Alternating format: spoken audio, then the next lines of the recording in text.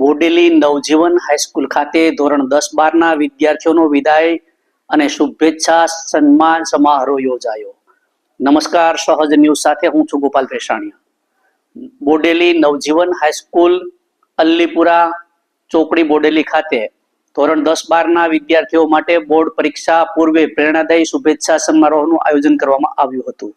આગામી ફેબ્રુઆરી-માર્ચ 2026માં યોજાનારી બોર્ડ પરીક્ષાને ધ્યાનમાં રાખીને આયોજિત આ કાર્યક્રમમાં આધ્યાત્મિકતા, શૈક્ષણિક માર્ગદર્શનનો સુંદર સમન્વય જોવા મળ્યો હતો. કાર્યક્રમમાં BAPS સ્વામિનારાયણ મંદિરના પૂજ્ય સંત રત્ન સ્વામી વિશેષ ઉપસ્થિત રહ્યા હતા.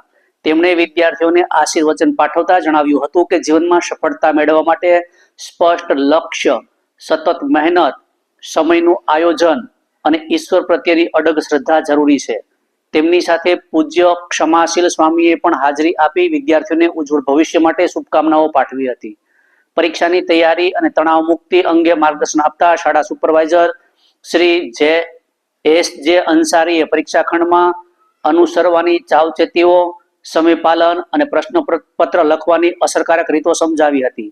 શાળાના આચાર્ય એકનાથ જાદવે વિદ્યાર્થીઓને બોર્ડ પરીક્ષામાં શ્રેષ્ઠ માર્ગદર્શન કરી શાળા તથા માતા પિતાનું ગૌરવ વધારવા પ્રોત્સાહિત કર્યા હતા. આ પ્રસંગે ટ્રસ્ટી આશિષ પટેલ અને જતીનભાઈ પંચોલી હાજર રહ્યા હતા. વિદ્યાર્થીઓને ઉત્સાહિત કર્યા. કાર્યક્રમ અંતર્ગત વિદ્યાર્થીઓ માટે વિશેષ ફોટો સેશનનું આયોજન કરવામાં આવ્યું હતું, જેથી તેઓ શાળા જીવનની યાદગાર ક્ષણોને સાચવી શકે. અંતમાં સમૂહમાં અલ્પાહાર સાથે ભાવસભર વાતાવરણમાં કાર્યક્રમ પૂર્ણ થયો હતો. રિપોર્ટર શિલ્પા શાહ, સહજ ન્યૂઝ, બોડેલી. પણ વસ્તુ લઈ લો તો પણ બધામાં મહેનત એ અગત્યની છે. અત્યારે આપણો સમય છે ને 10 ને 12ના વિદ્યાર્થીઓ બીજા પણ બધા બેઠા છે. અત્યારનો આપણો જે ગોલ્ડન પીરિયડ છે ને મહેનતનો છે. પહેલો જે મહેનત કરે છે ને એ આગળ વધી જાય છે.